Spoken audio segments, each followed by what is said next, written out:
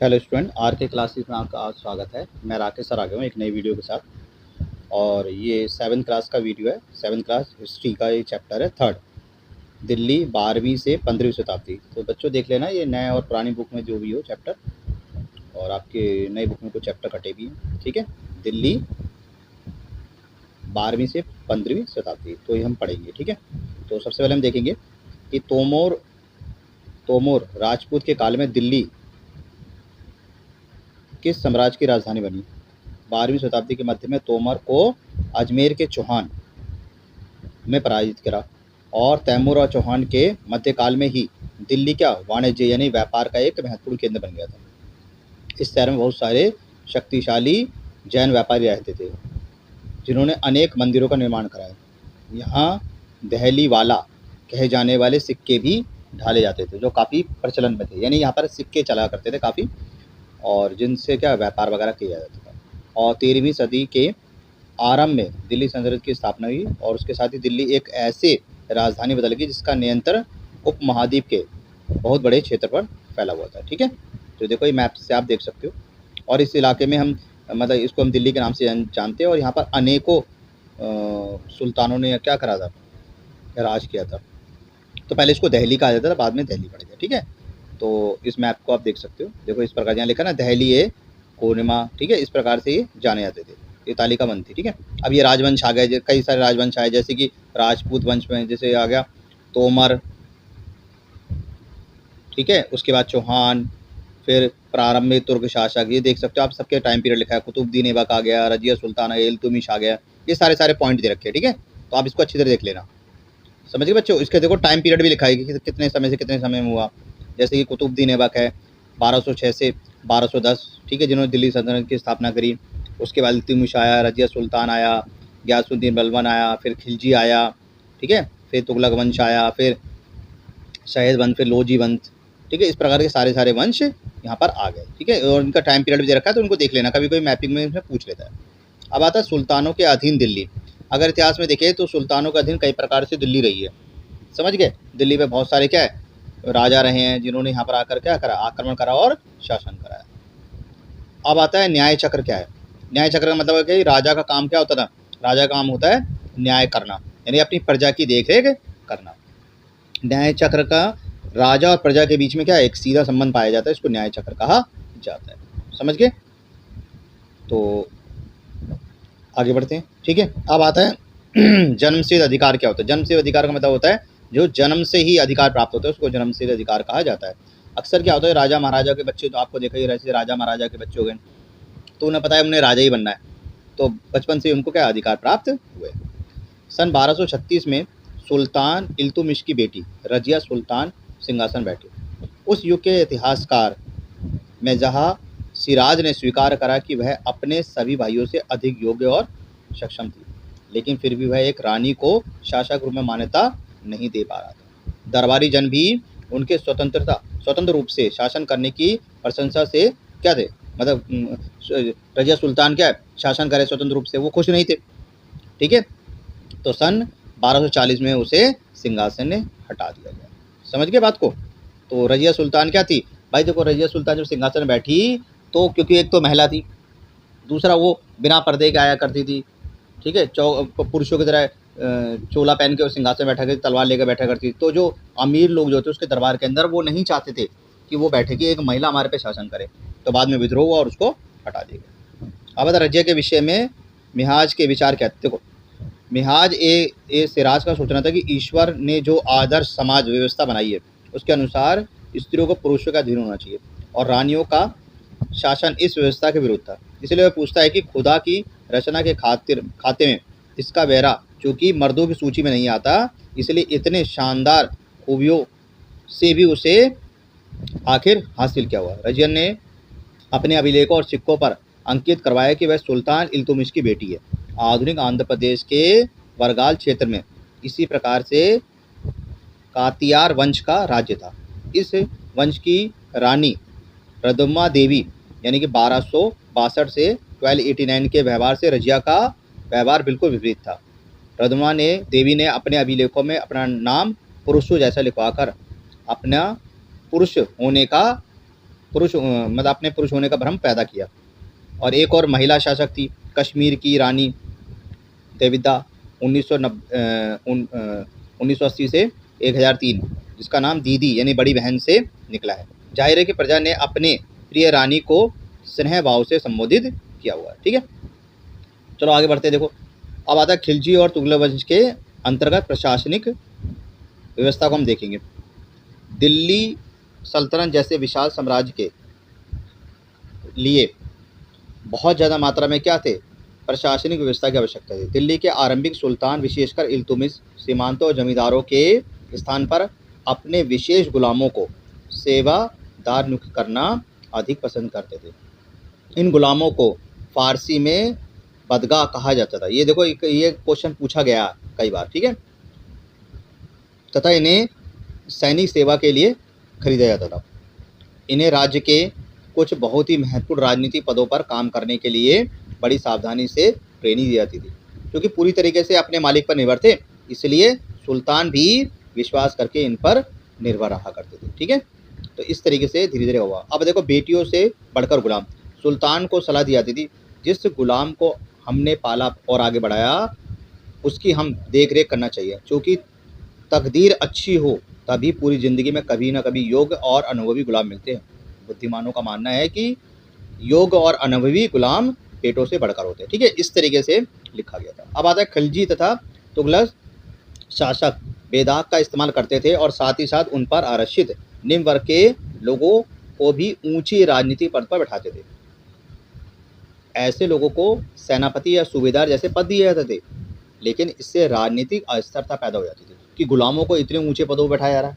गुलाम आरक्षित अपने मालिक और संरक्षक के प्रति वफादार होते थे, मगर उनके उत्तराधिकारी के प्रति नहीं।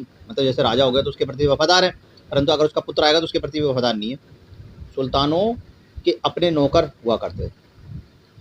ठीक है, फलस्वरूप किसी नए शासक के सिंहासन बैठते ही क्या होता है, प्राय नए और पुराने सरदारों के बीच टकराव उत्पन्न हो जाता था। सुल्तान द्वारा निचले तबके के लोगों को संरक्षण दिए जाने के कारण ऊंचे वर्ग यानी ऊंची जाति के कई लोगों को गहरा धक्का भी लगता था। और फारसी के कई लेखकों ने लिखा है कि निचले खानदान के लोगों को ऊंचे पद बैठाने के लिए दिल्ली के सल्तनत की आलोचना भी करी गई थी। ठीक है, अब देखो आता है सुल्तान मोहम्मद तुगलक के अधिकार जनक। सुल्तान मोहम्मद तुगलक ने अजीज उमर नामक कलाल यानी शराब बनाने और बेचने वाला, फिरोज हजम नामक नाई, मनका तबस नामक बावर्ची और लट्ठा और पीरा नामक मालिकों को ऊंचे प्रशासन पद पर बैठाया।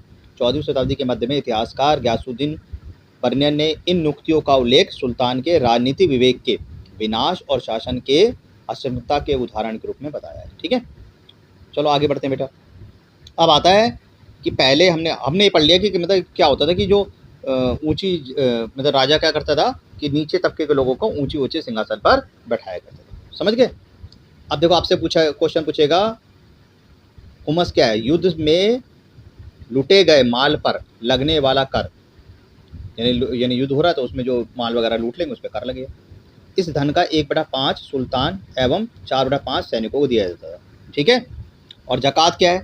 यह एक धर्म कर था जो मुसलमानों की आय पर यानी 2.5% या 1/40 भाग था। लोकप्रिय मतों के अनुसार उसका आरंभिक पैगंबर के द्वारा किया गया था। इसे सभी मुसलमानों के लिए अनिवार्य कर दिया गया था और सुल्तान एवं मुसलमान वर्ग में व्यापारों में आयात और निर्यात पर 2.5% ज़कात वसूल कर दिया जाता था। समझ गए? तो ये क्वेश्चन बहुत ज़्यादा इंपॉर्टेंट है। इसी प्रकार से जजिया पूछेगा। अब जजिया क्या है? यह गैर मुस्लिमों पर लगाए जाने वाला कर था और जिसे जिम्बी या संरक्षित नागरिकों पर दर्ज किया जाता था। सुल्तान काल में इसकी वसूली खर्च के साथ की जाती थी। ठीक है, तो इससे पता लगता है कि राजा क्या करता था, कई प्रकार के कर लगाया करता था। जब दिल्ली सल्तनत के सुल्तान शहरों से दूर आंतरिक इलाकों में अपने अधिकारों में लिए गए अपनी भूमि के स्वामित्व और अमीर जमींदारों को अपनी सत्ता के आगे झुकने पर विवश कर देते। अलाउद्दीन खिलजी के शासनकाल में भू राजस्व के निर्धारण और वसूली के कार्य को राज्य अपने नियंत्रण ले लेता था। स्थानीय सीमांतों से कर लगाने पर अधिकार छीन लिया जाता था, बल्कि स्वयं उन्हें भी कर चुकाने को बाध्य किया जाता था। सुल्तान ने प्रशासन में ज़मीनों की पैमाश की और उसके हिसाब से बड़ी सावधानी से कर लगाए। कुछ पुराने सीमांत और ज़मींदार राजस्व के निर्माण और वसूली अधिकारों के रूप में सुल्तान की नौकरी किया करते थे। उस समय 3 प्रकार के कर होते थे। पहला था कृषि, जिसे खर्च कहा जाता, जो किसानों की उपज पर लगभग 50% था। दूसरा है मवेशी पर, मवेशी मतलब जानवरों पर, और तीसरा घरों पर। ठीक है, तो इससे पता लगता है कि इस प्रकार के कर लिए जाते थे। दिल्ली से बंगाल जैसे सुदूर प्रांतों पर नियंत्रण कठिन था और दक्षिण भारत की विजय के तुरंत बाद ही पूरे क्षेत्र को फिर से स्वतंत्र कर दिया गया। यहाँ पर क्या था, गंगा की मैदानी इलाकों में घने जंगल ऐसे प्रदेश थे जिनमें क्या था, बैठने में सुल्तान की सेना क्या थी, अक्षम थी। ठीक है, स्थानीय सरदारों ने इन क्षेत्रों में अपना शासन जमा लिया। अलाउद्दीन खिलजी, मोहम्मद बिन तुगलक इन इलाकों पर जोर जबरदस्ती अपना अधिकार जमा तो लेते थे, पर वह अधिकार कुछ समय ही रह पाता था। समझ गए बात को। अब आता है सरदार और उसकी किलाबंदी। ठीक है, तो सरदार लोग क्या करते थे, अपनी किलाबंदी क्या करते थे, अपने क्षेत्रों को जीत लेते थे सारा। देखो, अफ्रीकी देश मोरस्को से 14वीं शताब्दी में आए यात्री इब्न बतूता ने बताया है कि सरदार कभी कभी चट्टान, उबड़ खबड़ पहाड़ी इलाकों में किले बनाकर रहते थे और कभी कभी बांस के झुंडों में। भारत में बांस पोला नहीं होता, मतलब खोखला नहीं होता, उसमें बहुत स्ट्रॉन्ग होता है यहाँ पर।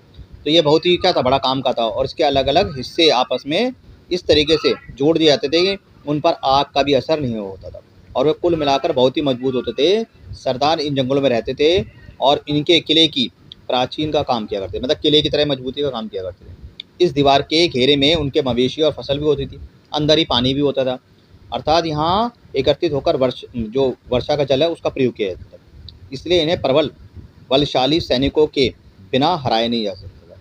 ये सैनिक जंगलों में घुसकर खासतौर से तैयार किए गए औजारों से बांसों को काट डालते थे। ठीक है, तो इस तरह राजा क्या करते, अपनी रक्षा किया करते। चंगेज खान ने के नेतृत्व में मंगोलों ने 1219 में उत्तर पूर्व ईरान में, ठीक है, आधुनिक इस समय क्या है, उज्बेकिस्तान है, पहले से ट्रांस साइबेरिया था, पर हमला करा और उसके शीघ्र ही बाद ही दिल्ली सल्तनत को उसका घाव झेलना पड़ा। अलाउद्दीन खिलजी और मोहम्मद बिन तुगलक के शासनकाल के आरंभ में दिल्ली पर मंगोलों के दावे बढ़ गए। इससे मजबूर होकर दोनों ही सुल्तानों को एक विशाल स्थानीय सेना खड़ी करनी पड़ी। इतनी विशाल सेना को संभालना प्रशासन के लिए एक बड़ी चुनौती थी। अब देखते हैं 15वीं शताब्दी और 16वीं शताब्दी में सल्तनत। देखो, तुगलक वंश के बाद 1226 तक दिल्ली और आगरा पर शिह तथा लोधी वंश का राज रहा। तब तक जौनपुर, बंगाल, मालवा, गुजरात, राजस्थान तथा पूरे दक्षिण भारत में स्वतंत्र शासक उड़ खड़े हुए थे, जिनकी राजधानी क्या थी, काफ़ी अच्छी थी, मजबूत थी और राज फल फूल रहे थे। इस काल में अफगान तथा राजपूत जैसे नए शासक समूह भी उभरे। इस काल में स्थानीय राज्यों में कुछ छोटे तो कुछ शक्तिशाली थे और उनका शासन बहुत ही कुशल और सुव्यवस्थित ढंग से चल रहा था। शेरशाह सूरी 1540 से 1565 ने बिहार में अपने चाचा के छोटे से इलाके के प्रबंधक के रूप में कार्य करा और आगे चलकर इन्होंने काफ़ी उन्नति करी। मुगल सम्राट हुमायूं 1530 से 1540, 1555 से 1566 तक को स्वयं चुनौतियों का सामना करना पड़ा। शेरशाह ने दिल्ली पर अधिकार करके स्वयं अपना राजवंश स्थापित कर दिया।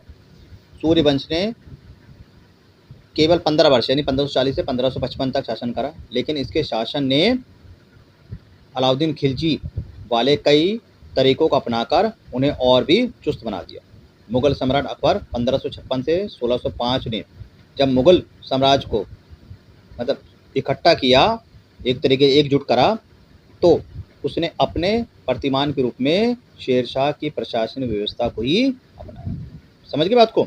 तो देखो, हमने एक तरीके से में बहुत सारे क्वेश्चन देखे हैं, समझ गए कि जजियाकार क्या होता है, सरिया क्या है, इस प्रकार हमने सारे क्वेश्चन देखे हैं।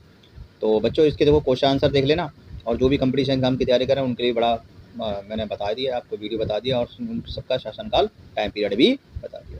तो सही बच्चे इसको देख लो और जल्दी मिलेंगे हम एक नेक्स्ट वीडियो के अंदर।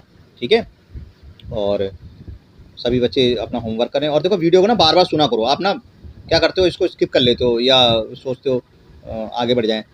आप सुनो, 90% क्या होता है, आप वीडियो लगा के बस छोड़ दो, तो सुनने से क्या होगा, आपको बहुत सारे क्वेश्चन याद हो जाएंगे, आपको जरूरत नहीं पड़ेगी कोई चीज़ रटने की। समझ गए बात को।